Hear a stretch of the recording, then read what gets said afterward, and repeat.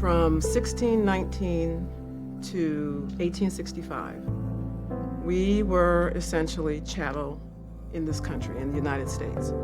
We were nothing more than animals or beasts. That's 246 years.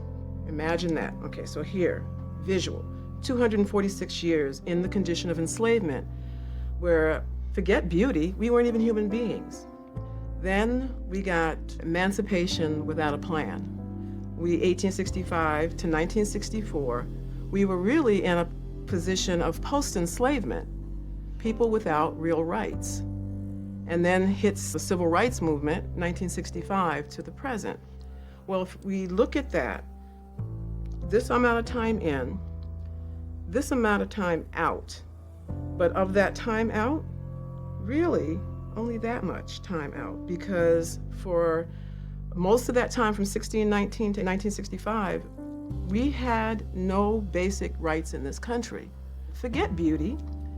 We weren't even considered people in the eyes of the law, nor in the eyes of our neighbors in the country and in the world. And so beauty is just a small piece of a much bigger animal. And until we understand that much bigger animal, we'll never understand the issue of colorism.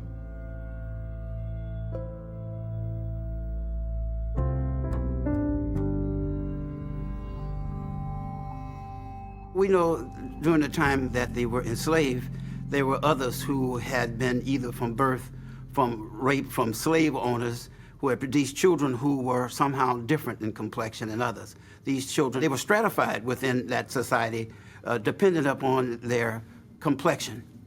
There were sometimes more than 64 distinctions in terms of color shade, hair gradation, and those kinds of stuff by name. And the culture, the society would actually learn these subtle distinctions and apply them such that people then were allocated status based on that. The racism that we have as a people amongst ourselves is a direct backlash of slavery. The house niggas versus the field niggas. The paper bag rule, if you're darker than a paper bag. Well, I know growing up in Harlem, I've heard others mention things regarding the paper bag test or being a member of Snow and Blow. If your skin is white as snow and it blew in the wind, that gave you some level of credibility or desirability. The paper bag test, when I first heard about it, my mother told me about it. If you were lighter than the brown paper bag, then you was considered beautiful, smart. You passed that test. If you were darker than that, then you were considered dark and unattractive. I think it has to do with the history of colonization. I think that's the first piece of it, the way in which these different nations have been colonized over the years, largely by, but not exclusively, by European armies who, not only in terms of a physical colonization of invading these countries, but also a cultural invasion into these countries and shifting the perspective of people and creating a sense of beauty, a sense of identity, a sense of superiority. And of course, in the history of colonization, people are taught that the colonizer is the superior. And, you know, if the superior looks a certain way and you want to become more elevated in yourself, you aspire to this. These mass kinds of tragedies and traumas, whether it's a group of people suffering starvation or a Holocaust, slavery, affect us on an energetic level. When you look deeper and deeper into the atom and smaller particles, all you end up with is energy and vibration and the interaction of energy waves. In the vibration of the cells and the DNA is this energy frequency of the trauma. And what a tremendous negative energy wave slavery was. What we've been talking about and what we spend time with is to attempt to shift that internalized colorism, if you will, the sense that being dark-skinned is good. And we've had moments, the blacker the berry, the sweeter the juice. Say it loud, I'm blacker, I'm proud. But they've been short-term moments because we consistently exist in a broader, worldwide, white supremacist framework where color and one's approximation of whiteness is valued around the world.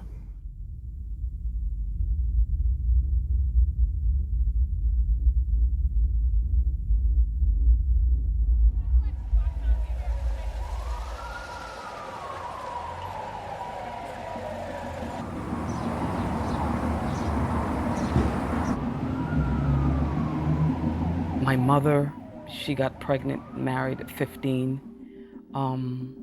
She was a woman who was beautiful, smart, all those, never tapped into her ability. And that was my first example of Black womanhood. Grew up in a predominantly white community, so constantly being called nigger, black, ugly nigger, those words together. Never seeing any examples on television or in film of anyone associated with beauty or softness or kindness or femininity that looked like me. And then going to the welfare camp. That's where I went to, the camp for, low-income kids. That's where you saw all the Black kids. And then they were doing the same thing to me. Black, ugly, nigger. And so at that point, where do you get it from? Where do you pull it from? I think that these, conceptions about, color come from within our race. I feel like certain people who may have lighter skin try to boost their self-esteem and to boost their, their self-worth up by putting others down because they know that darker skin, I guess, isn't considered beautiful, and so that kind of puts them up on that pedestal, like saying, hey, I'm more beautiful than you because my skin is fair. You know what's weird? I get a lot of compliments about my complexion from white people. They love my skin. And it's sad to say, but as a younger person coming up, white people really made me appreciate my skin color. Black people made me question it. A friend of mine had recently had a baby, and I was very happy for her. And so, it was my first time seeing a baby, and the baby was beautiful. And she said, girl, I'm so glad she didn't come out dark. And when she said it, it felt like a dagger, like someone took a dagger and stuck it in my heart, because I was used to expecting hearing things like that from other races. But this was someone that I considered to be my sister. So many of us are trained, even as children, we come up and shown so many images to try to make it a truth. So when you get married, everybody's wearing white. When you go to the funeral, everybody's wearing black. And day is perfect and fabulous and wonderful, and night is sinister and negative. So we can address it to ourselves. So we can connect it to ourselves. So we can justify hating this beautiful, wonderful color that we have. I think the problems within the Black community has to do more with our lack of unity than about actual racism. We don't really see each other as being part of the community, partly because we don't have a language. We don't have something tangible aside from our skin color, which, as you can see, with mixed children, sometimes that's not even present. I see a lot of times within the Black community, and when I say Black, I mean anybody of color. African American, African immigrants, Caribbean American, you have color, to me you're Black. And in the Black community, it's like, no, I'm not Black, I'm Caribbean, or I'm not Black, I'm Haitian. To put in very crass terms, if the Ku Klux Klan was running through here, they're not gonna be like, ooh, don't hang her because she's Haitian. No, you're Black. We're all together. I think skin color amongst the Black community is a huge issue in our time. And you still hear a lot of commentary, you still hear preferences. And now with the age of the internet and blogs, now you really get to see what people are really thinking, because they can hide behind computers and people can make their comments, and it's really shocking and disgusting at the same time to see a lot of the comments that are made by Black people about other Black people. Just recently, one of my younger cousins, he's a senior in high school, posted on Facebook on his status, I love white girls, just period, and nobody can do anything about it. And I commented on his status and said, that's fine, just make sure you don't discriminate. And then one of his friends posted, it's not, their fault that white skin just looks better on females. It wasn't so much I felt like it was an insult to me exactly. I just felt like it was sad that someone who I knew, a young guy who was part of my family and his friends, and then other people in my family as well, feel that way, really feel that way. And it was just really upset me.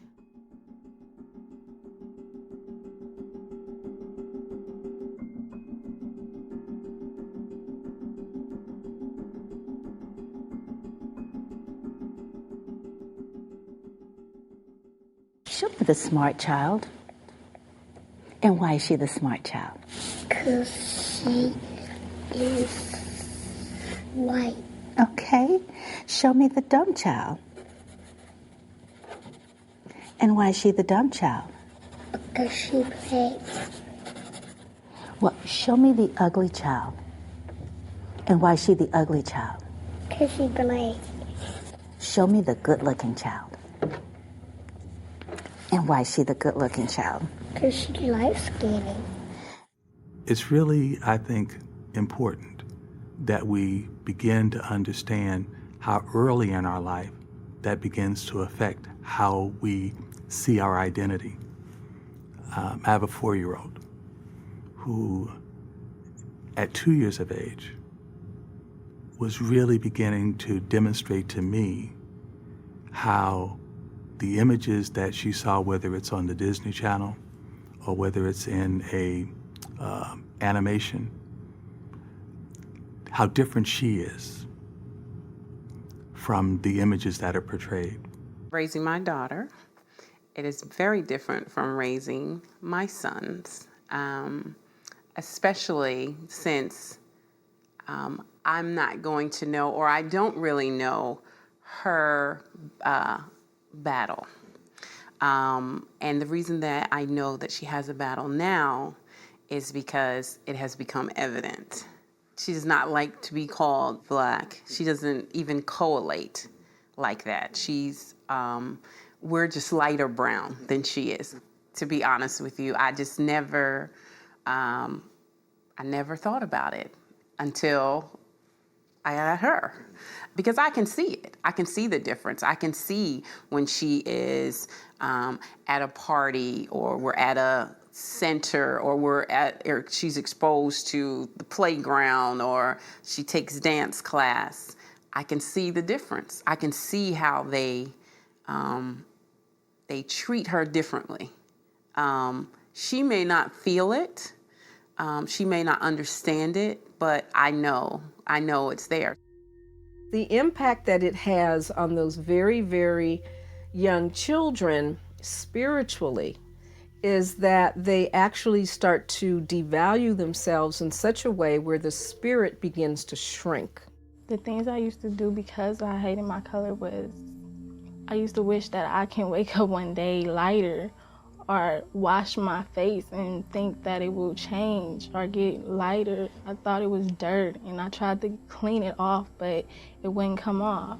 I took my color after my father, and I used to hate him because of it. I think I remember most saying that, if I had a little girl, I didn't want her to be dark. I didn't want her to be dark like me. It's not anything inherent in the human psyche to judge people based upon their skin color. There's nothing in our DNA that suggests one shade of color is superior or inferior to another, but it's all a politically and sociologically determined phenomena and attitude. So you have to be taught to discriminate based upon skin color. I remember being called tar baby, monkey, gorilla, Magilla gorilla for sale. Your skin is dirty. Here comes Blackie. Here comes tar baby. I was probably in about 2nd grade, and there was a boy, and he used to tease me all the time, just relentlessly for no reason. And my teacher, Mr. Lutchman, I asked him, "Why are you always bothering Hallie?" He said, "I don't like Hallie because she's too black and ugly."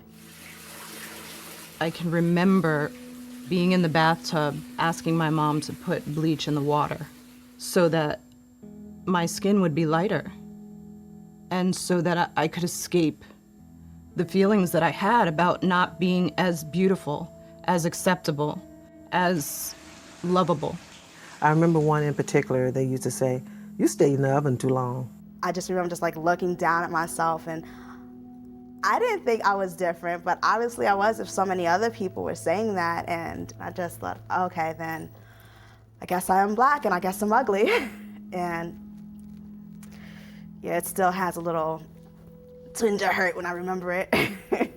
When you think about it, what could be more superficial than somebody's skin color? It's not their mind, it's not their heart, it's not how decent they are or how hardworking they are. And I think what happens is a person feels inferior, insecure, and in that, they want to find a way to feel better about themselves by putting somebody else down or looking down on somebody else. Being in school, there was just such a separation among girls who were lighter skinned and girls who were darker skinned. We were the girls who would catch them in the bathroom and fight them for no reason. You know, just because she happened to be born light skinned with pretty hair or pretty eyes, I guess you would say that would be jealousy. And it was really bad because in junior high school, you know, the neat, the nair.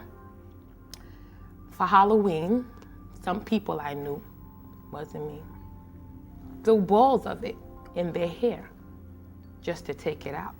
So we were separated, and it caused a lot of friction amongst children, which now as an adult just seems stupid to me. You know, our families aren't perfect. Our friends are not perfect. At some point, we have to acknowledge they are who they are. And they bring some good, and they bring some challenges. And so how do you discern when they're bringing good and embrace that? And then realize when they're bringing some stuff that's really not so healthy and say, you know what, I'm good. You can keep that, okay? You can keep that. My mother and her friend, we were driving somewhere. She's talking to her friend and she's bragging on me. She said, my daughter is beautiful. She's got great eyelashes, she's got the cheekbones, she's got great lips. And then she's going on and she adds, could you imagine if she had any lightness in her skin at all? She'd be gorgeous. And just that last little part, just all that pride that I had about her, you know, having her brag on me, just dissipated. Just dissipated. And I think that moment is when I really became aware. These are psychological forces that impede one's feeling the love that you have for yourself and for others. Again, and it comes from your parents. If they don't treat you with love, if you're not made to feel loved unconditionally, I love you just because you exist, not because of what you look like or how well you do academically or athletically, just because you exist. But if you haven't made to feel that love of self, you will be inhibited in terms of interacting with others.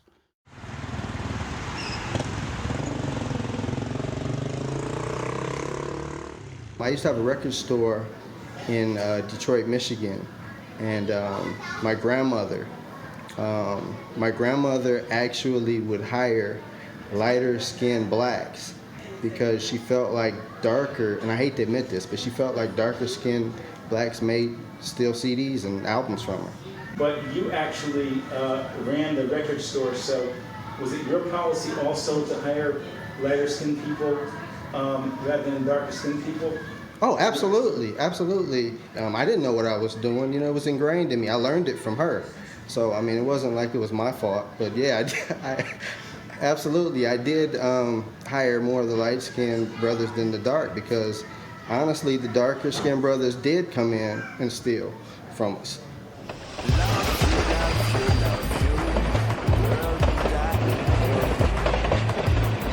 I mean, you know, dark-skinned women, I don't really like dark-skinned women. Like, they look funny beside me. So, you know, I'd rather not date a dark-skinned woman.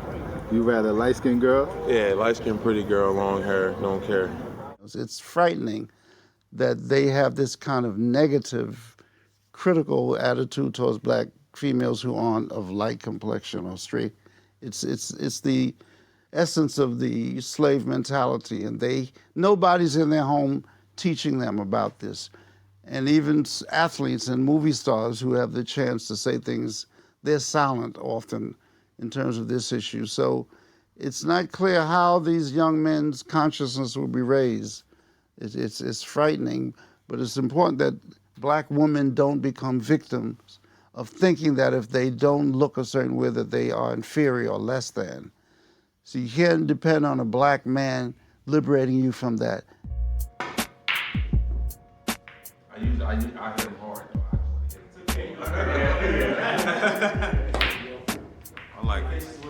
I like all different colors. I like light skin women. Well, she dark skin. She gotta have a nice body to me. That's just my personal. She gotta have it. He may like light skinned women.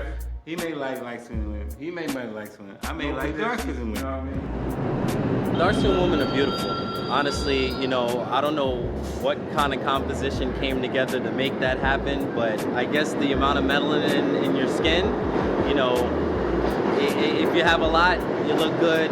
You have a little bit, you look good. But I mean, I love dark-skinned women, I can't lie. I cannot lie. I feel like, when you hug a dark-skinned woman, it feels better. Like the way your skin feels against them, it feels better. Light-skinned women, you have to give more of yourself and be somebody else sometimes with light-skinned women. You gotta perm your hair or something, or cherry curl it to get it with a light-skinned female. Let's say, I'm gonna use a test for example. Given a test with a multiple choice, there's not really a wrong answer, but I prefer light-skinned women, always did. Most of the women from the South where I'm from are light-skinned. I'm from Shreveport, Louisiana. But with me, like I say, it's the person. Because you could, be beautiful or whatever, light-skinned, but then if your character is not right, then I think and look at you different now just because of your character, and I assume they would do the same with me. I remember going to school, in kindergarten, and my aunt, who was kind of helping babysit me, said, okay, when you go to school, go there and find you a girlfriend that's light-skinned, long hair, and clean underwear. That was her advice to the 5-year-old me going off to kindergarten. And I thought it was funny, and I thought it was, whatever. I was like, okay, I understood, I could see the light skin, I could understand, I could see the long hair. My whole thing was not the light skin part, but how am I supposed to know that she's got clean underwear?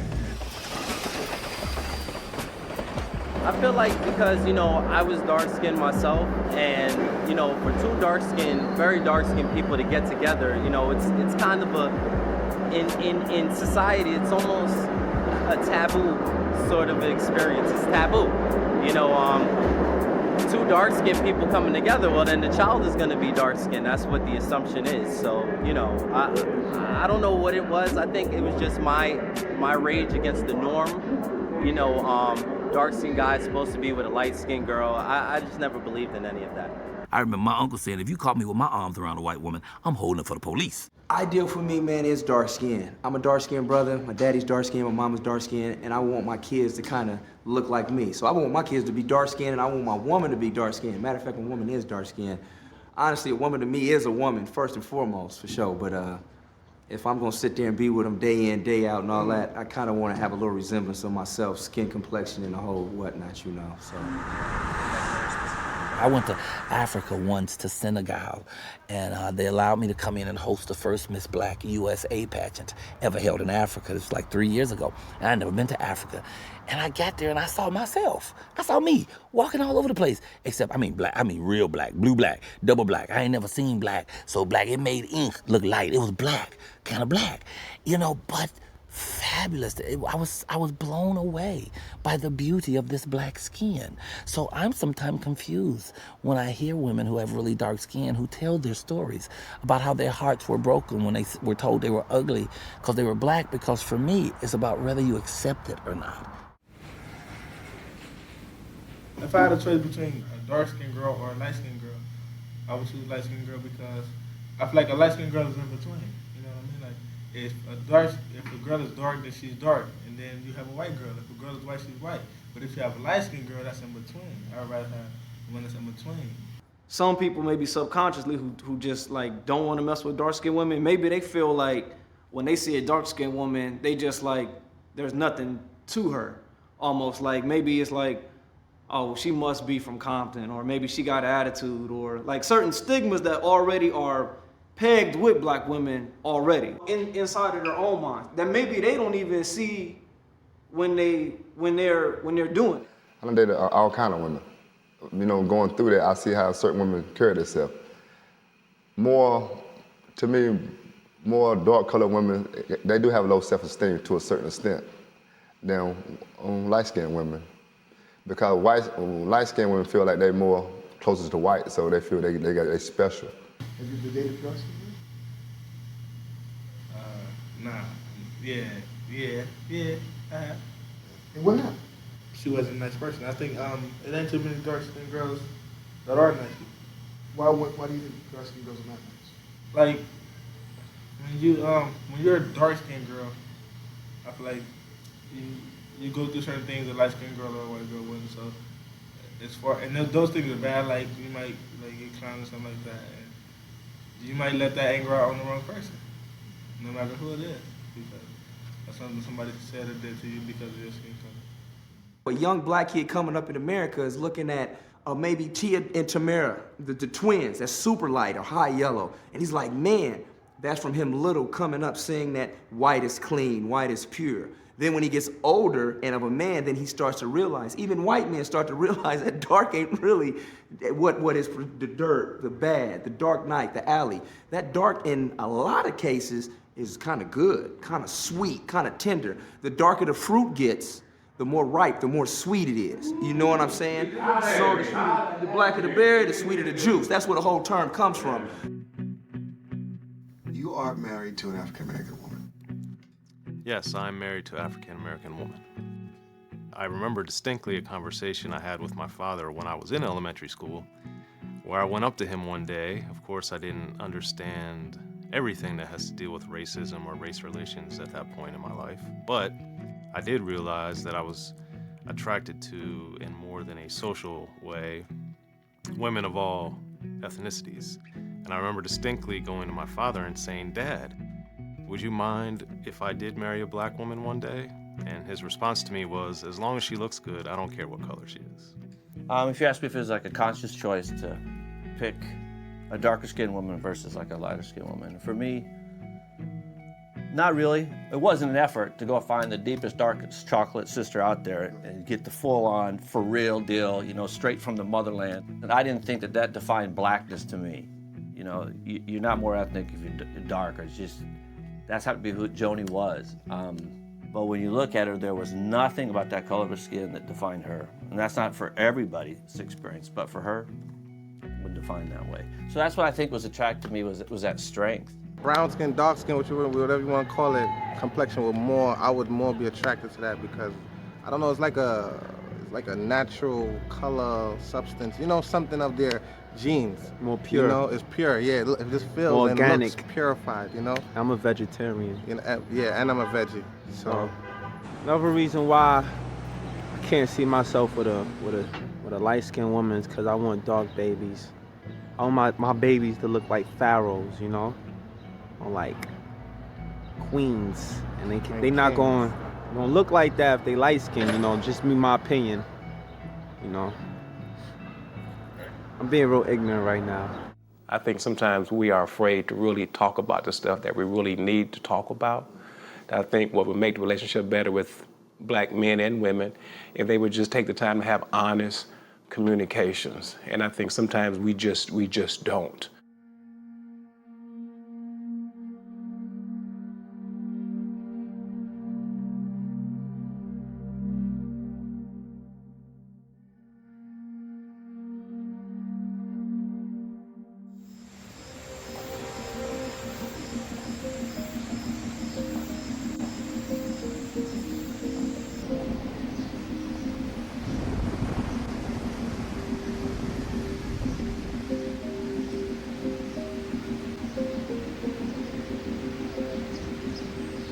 Don't forget about when I get old and wrinkled. I ain't old and wrinkled yet. But when I get old and wrinkled now, don't throw me away in the corner now. I got that skill and still got it.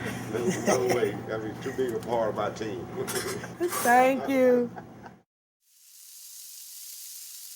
You know what? I asked God when I was in like, I think I was like 11th grade.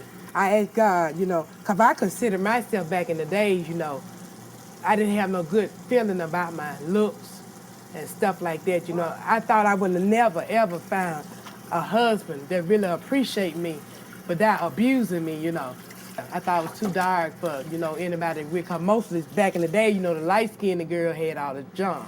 They had all the junk. And like all the boys was going to them, and I played basketball, I ran track, I was a majorette, but still they wasn't interested in me. I guess it wasn't my turn. My thought in my mind that I thought that nobody want me when I got a teenager, I thought, well, I ain't gonna try to, talk to this boy. I ain't gonna let no boy talk to me, And I just got on the mean side. A boy say something to me, I'm ready to fight. If they tell you, they'll walk by and touch you behind. And I had one. and I was just fighting. They just really thought I was a real mean girl, But I had all this built inside of me. And then when I went to the doctor, he said, why you got your graduation ring on your wedding finger? I said, I never get married. Then he said, why is you saying that? I said, because I ain't gonna never get married. And, I wouldn't answer him, but I wanted to tell him who want me,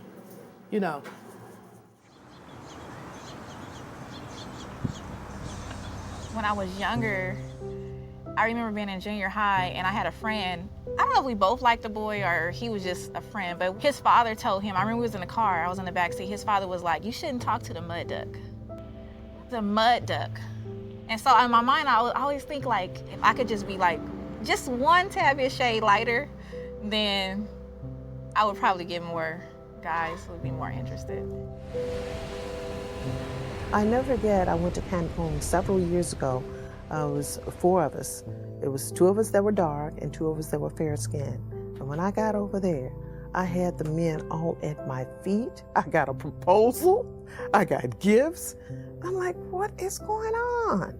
And they would tell me, you have such beautiful skin. Is that your hair? Did you dye? Is that your natural color? Black folks look at me like, she's just black. Why are they tripping so? And it's really questionable to me. Why is it that they think that I'm so beautiful and my own people don't see any beauty in me at all? My experience with black men has been, I'm exotic, I'm beautiful, they're fascinated by me. Behind closed doors. But when it came to dating, coming to the front door, taking me out in public, doesn't happen. I definitely feel that black men treat me differently because of my skin color. And that was something that I became privy of in college. I joined a sorority and I'd go to a lot of social events. And I noticed for most of the black guys in my age group, like late teens, early 20s, I was invisible. But some of my friends who, a lot of them were light-skinned or mixed, they would just make a beeline to them, just knock you down. So after a while, I'm like, well, I'm invisible to the people here. I don't exist because I wasn't fair-skinned. The darker you are, it's more of a sexual approach. It's more of a relationship without much meaning sort of approach than it is, I could get married to that woman and have a few kids. I'm very shapely, so I get a lot of men who look at that as being strong or someone they just want to be intimate with. But I'm not willing to allow myself to be toyed with in that way because of the stereotype. She's shapely, she's dark, okay. It'd be great to have sex with her, or something like that, or she's strong, or she can have my babies, or she's strong. As opposed to go out on a date. It's this weird correlation with a darker man wanting a lighter skinned woman and a lighter skinned man wanting a darker skinned woman. More and more I start to see this as a pattern amongst black relationships. It's very rare that you see 2 black people who are of the same skin tone together. I have a problem when black men say specifically they will never date a black woman.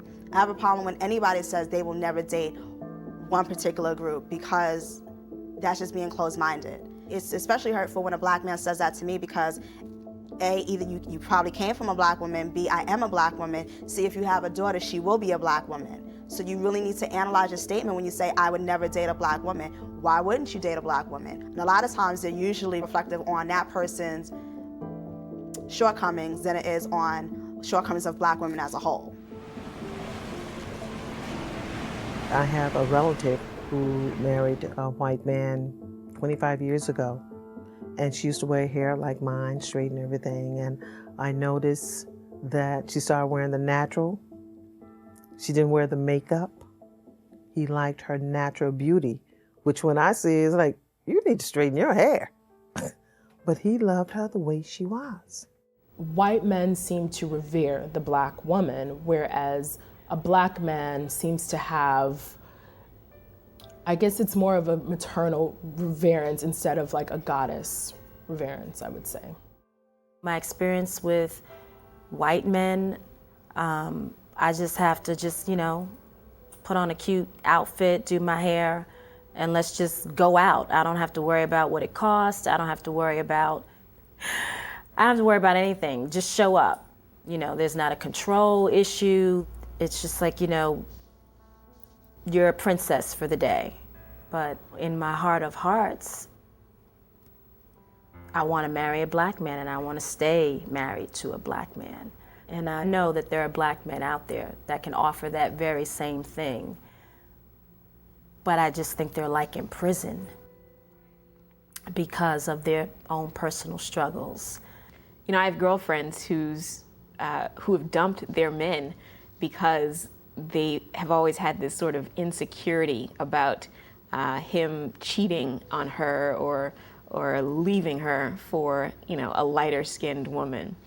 I'm so over that, like truly. The day when the shades of color don't matter, whew, that'll be the day.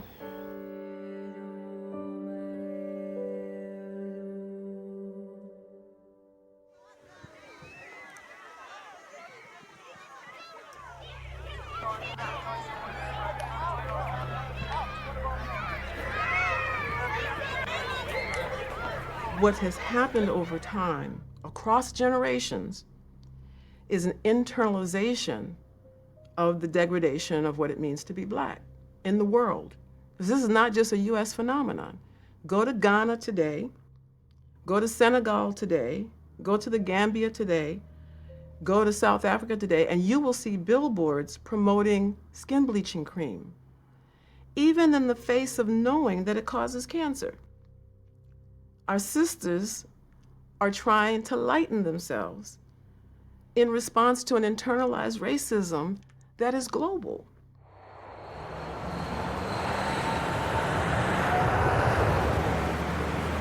Some other places, people must understand that some other places, when you are dark-skinned, you are put over here into the lesser class. In your country? My country?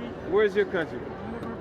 See, I'm telling you, man, it's like that. A lot of places. Because A lot of places. It's not like racism, like they put it here on TV, like right. This big issue. Over there, it's undercover, which is worse. Right, and it's not even. It's just how it is, right? If I go to visit a girl and to her mother's house, and she's light skinned and I'm dark skinned, we're both Dominican. Her mother will be like, "You're gonna fuck up my race, my family, bringing this dark skinned boy over here. We gotta find somebody our complexion, light eyes, green eyes." Right, so what I'm trying to say is it's so much worse in some places, you know what I mean? In the States, some people might have an issue like, oh man, you dark ass, you black ass, whatever, but it's like, okay, that's fine, but I'm gonna still go and make 100 G's this year, and that's not gonna stop me. But some places, it will stop you. I'm Korean American. I grew up in Hollywood, but I did visit Korea when I was in the 4th grade, and that was the first time where I noticed that I was actually different. It's not like LA where you kind of fit in being tan or a little darker. In Korea, I guess at the time when I was in the 4th grade, it was really popular to look as white as a ghost, so I really stood out.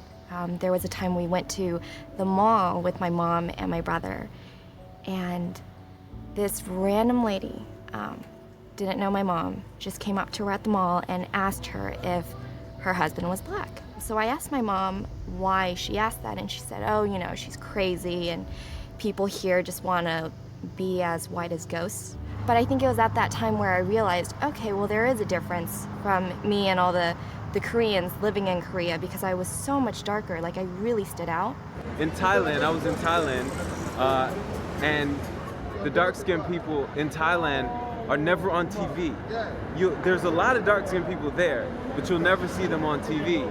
And you'll walk into a store, and because I remember going into the store trying to find lotion, and you cannot find a single bottle of lotion that does not have lightening cream in it, or like facial moisturizer that doesn't have lightening cream, because everyone's trying to become lighter. I actually have people in my family that bleach their skin, and tell you the truth, when you stop, it does not look good. It does not look good.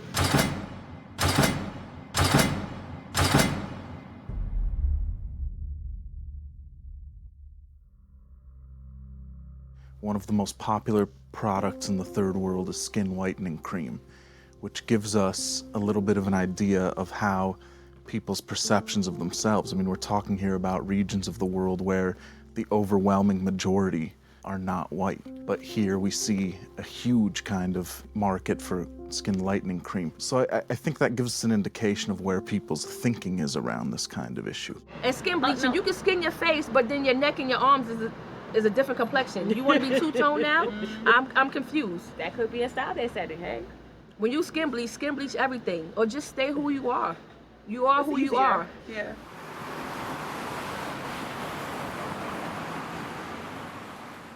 This is a salicylic acid peel. Okay. It's a higher pH peel than, let's say, our glycolic, and it's self-neutralizing. Okay. I have been asked as a dermatologist, I would say at least once or twice a year, someone calls and asks for the medicine that they believe brightened Michael Jackson.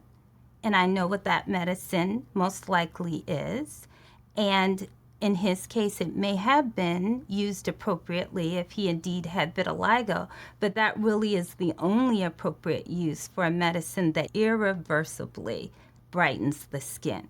Oh, I'm definitely not bleaching my skin. Absolutely not. What it is that I'm looking at trying to lighten the darkened area under my eyes, but absolutely not bleaching my skin. I love my color. I love my complexion. I think there's two different types of people that use it. There are those that want to lighten their blemish, which is something that I would do. It's like when you get a pimple or if you get sun damage, just like little spots to even out your skin tone. And then there are those that put it on religiously or take pills even to make themselves lighter, have a lighter complexion. I think they're insecure about who they are, and they see it as white being pretty. What we see in a contemporary cultural framework is the exportation of American images into these countries. And so all of the things that we talk about in relation to the way the black-white binary with African Americans in this country, we see playing out in other countries as well. The most popular movies in these countries are Hollywood films. The most popular images are images coming out of the West. The depictions of African Americans that exist here also exist there. So people who may not even have a great deal of interchange with, African communities and so on, see them through the Western lens that comes out of this country. In the particular area where I'm from, East Africa, the notion of if a woman is treated differently for her skin tone, dark or light, it depends. It's traditionally, Ethiopia is a feudal society. It starts with kings and queens. It's one of the only uncolonized places in Africa. So their history doesn't start with a paradigm of white first. So there are regions where chocolate is the most highest standard of beauty.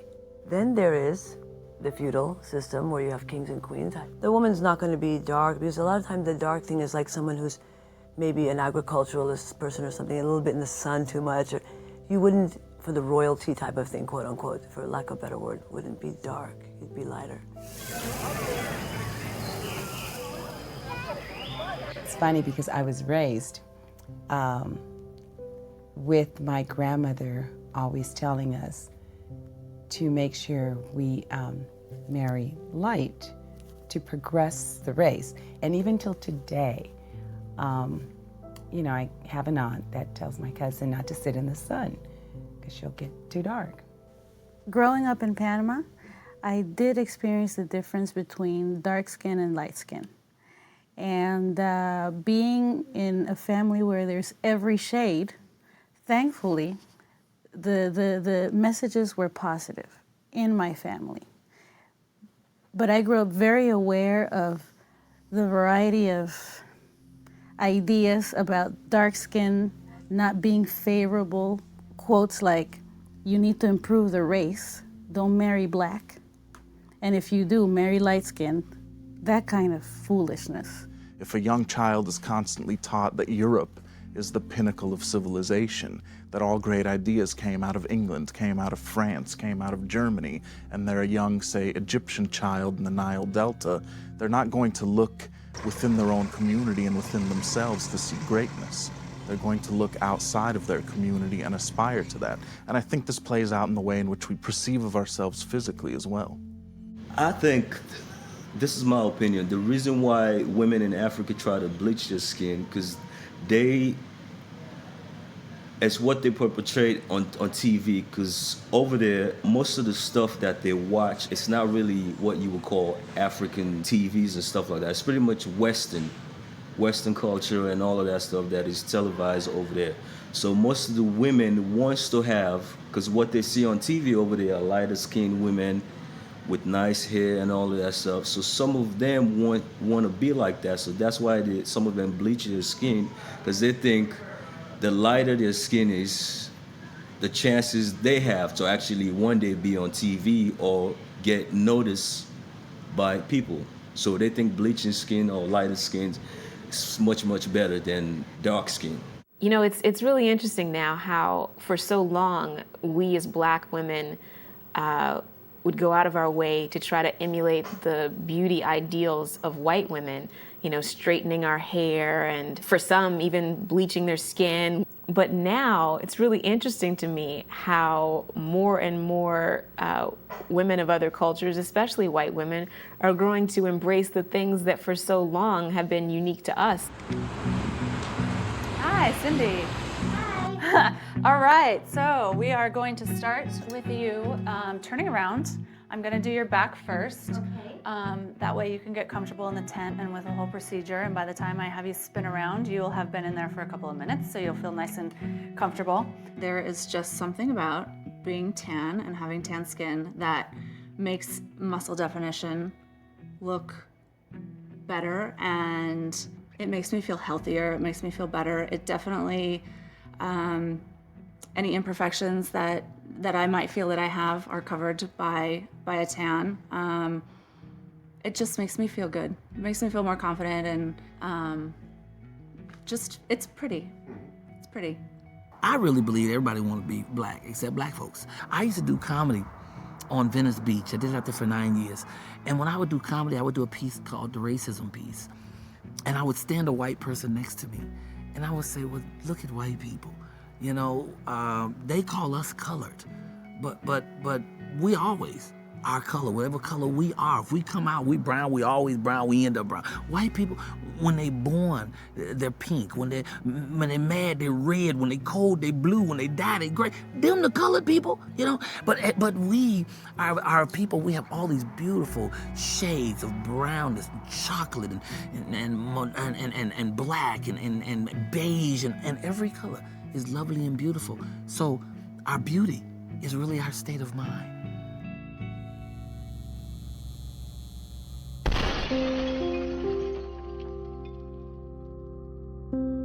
There are these sorts of senses that these images are carefully chosen to communicate certain ideas.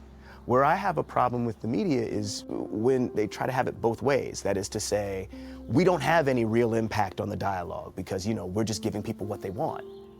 Yet they pay people hundreds and thousands of dollars to figure out how to make people millions upon millions of dollars. And it's not voodoo. It's not, you know, some weird You know, it's not hoodoo, you know. It'd be one, you know, I mean, it's Vodun. There is a method, and there is a literacy, a cultural literacy that allows people to make a message that is going to have the odds of being more successful than another. I was once on CNN debating the whole controversy about Beyonce's L'Oreal ad and whether or not they had lightened her skin when a picture of her in motion was placed against a picture of her in print. Everybody said, oh, there's no way that they didn't lighten her skin. You know, and I remember saying something like, I hope this doesn't revoke my black card, but, you know, I just don't want to believe that that is still happening this day and age. Well, I think the beauty industry in setting very specific, very high standards for how a person is supposed to look in order to be beautiful is feeding off of the insecurity that people have. I believe that the more self-respect and self-esteem a person has, the more they won't buy into the sales pitch that you're not okay the way you are. My favorite African proverb is, until the lion has a historian, the hunter will always be a hero.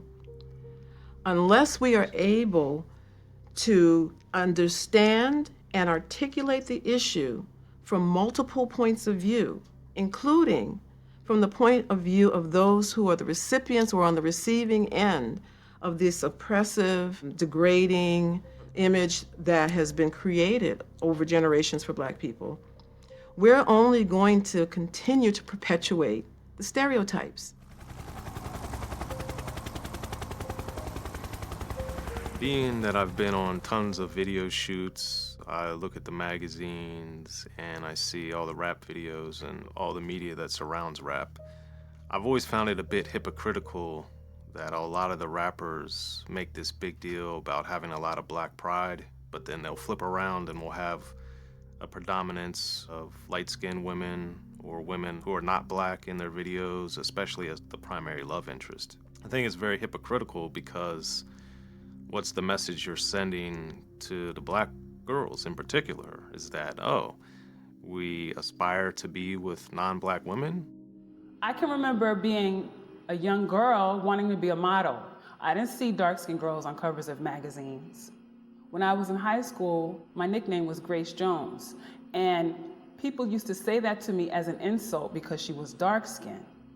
But I didn't get it at first because I love Grace Jones. I thought she was the most beautiful, just the color of her skin, and I just loved everything about her. And eventually I was able to turn that around, but it wasn't easy. It doesn't happen overnight. The other part of it is that, you know, there's this issue called structural racism. We've been so whenever you hear the word racism, people immediately think of individual racism.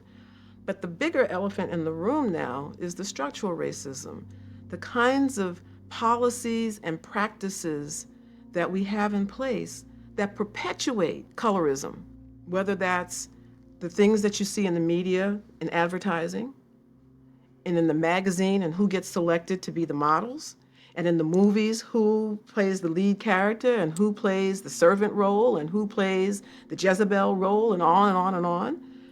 You know, society is perpetuating it. Society has a responsibility to do something about it, to self-correct. I, Barack Hussein Obama, will to the best of my ability, and will to the best of my ability, preserve, protect, and defend the Constitution of the United States. Preserve, protect, and defend the Constitution of the United States. So help you God. So help me God. Congratulations, Mr. President. All the best wishes. I'm so proud of the example that President Barack Obama has set. I know that as women, we were all holding our breaths when he first stepped onto the political scene, like, he's kind of cute, and he's smart, Harvard degree, lawyer, okay, Barack. But then we were like, watch, he got one of those light brights. Or, you know, watch his wife be light-skinned, long hair or something. And when we saw Michelle, we were like, you go Michelle, go Barack. You know, there was a certain relief that I think we all felt. I am so happy that there's, and I don't want to say real sister, but there is a Black woman who is dark-skinned, you know, in the White House. I love that. And she's not cleaning, she's not cooking, she's the first lady. And I love that, and I feel like because of her presence and her position, that people are more accepting of us now. I love Mr. Obama in the office so much because the first time you see black people on a regular basis, a family, on television. Usually when you see black people on TV, we on our way to jail, or we're rapping, or we're in sports. You don't get to see us in a positive light continually. Now, the world is forced to look at our whole black family all the time, and they're finding out that we just regular folk.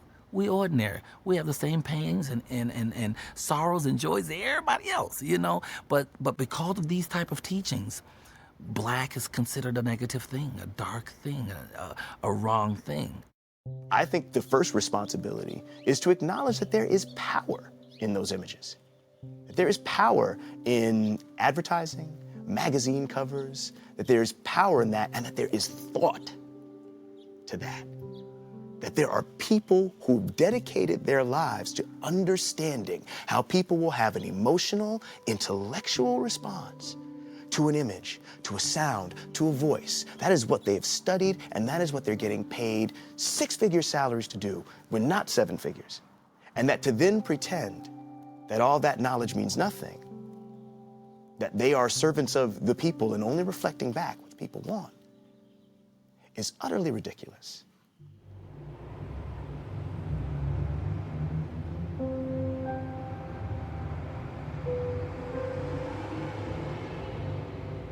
I live a very valuable life. And I feel really, really, really good that I've forgiven my parents. That I'm not still waving my finger saying it's all your fault. That I've put that to rest and I realize that my life right now is my responsibility. If you want to change a person, the first thing you must do is to change their awareness of themselves. So it starts with consciousness. We have to understand our history in real terms, not a watered down roots version, but a Sankofa version of our history and our Holocaust, and the pain and the trauma and the damage that that caused. In addition to that, we have to also understand our resiliency as a people, the values that have helped us survive against the odds, the principles of community and collectivity that have helped us to maintain our humanity in the face of massive inhumanity. My Aunt Dorothy, living down south, she, as a child, when I was a child, she recognized that I was struggling with my skin tone, and she came up to me and she's like, girl, you know, the darker the berry, the sweeter the juice. You embrace your skin tone. You are beautiful. So when she told me that my blackness was beautiful, that changed completely my perception of myself. One of the things that I do with her brothers is I make sure that they encourage her and treat her like a princess in the house, to let her, let your sister know, she's beautiful and she's smart, and, and I know that as a parent, I'm going to have to give her the things that she needs, and her brothers will have to give her that male assurance so that she doesn't go outside the home looking for love in all the wrong places. If it wasn't for my mother and my father being very strong people, and I always remember what they told me. They would say, you're not better than anybody else. At the same time, nobody's better than you are. It made me a little bit stronger. I've been through a lot of people trying to ridicule me, laughing at me because I'm darker, but I don't allow anybody to define who I am. If the mothers are teaching their daughters to love who they are and where they came from, and that they're beautiful being as black as they are, whether they're as dark as purple or whatever color it is, because there's different shades of darkness. And all of them can be beautiful. When you think of the overall physical body, every single cell has its own unique purpose and function. And so if, in this example, a dark-skinned woman were the eyes and a light-skinned woman was the eardrum, why would the eyes work so hard to be the eardrum? And would it make sense for the eardrum to try to become the eyes? It's just important to be who you are. And when you begin to acknowledge that and begin to acknowledge that the experiences you've had have brought you to a particular point in your life where you have so much to give and so much to contribute, you have so much to learn, then you can start really accepting and being certain and just own who you are. And I think it's also important for each of these little ones, for these children that are coming into the world, to understand that and to know that and to be taught that from birth. When I think that I actually had those thoughts, that I actually uttered those words, it's, it's shameful. But somehow, I got over that, and she's beautiful. She's gorgeous, and she's a little chocolate baby, and I love her to death. This can be healed. There is hope. In fact, it's important that each of us heal the wounds that we carry so that the music inside of us can be heard by us and by everyone else.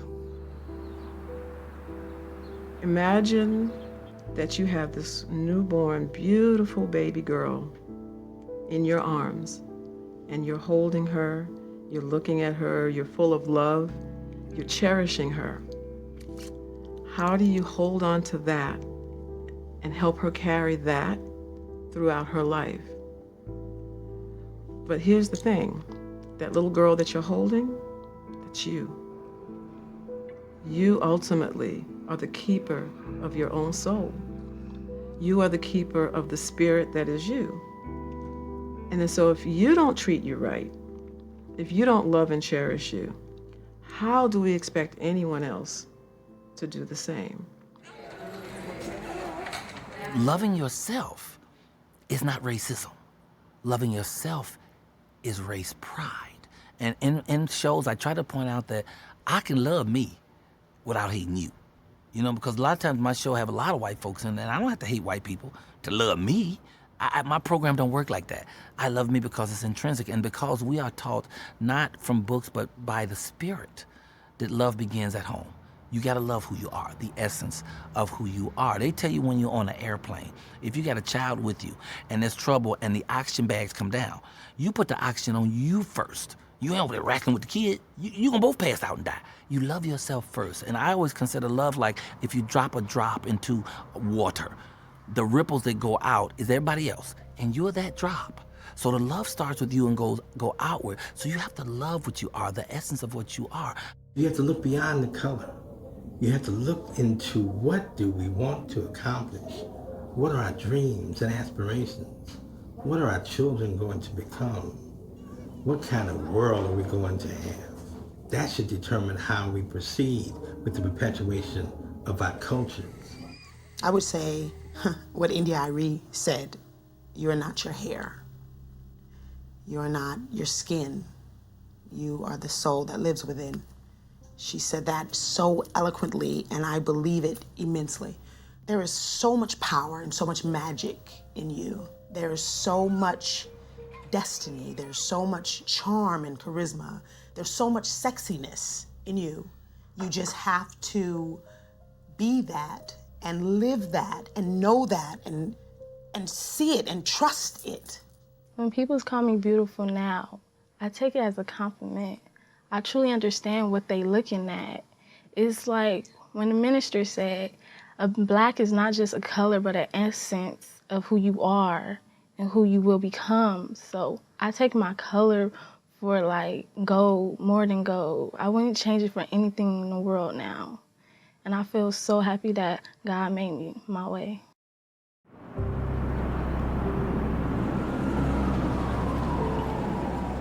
What therapy taught me was to be self-aware and to take responsibility for what I know.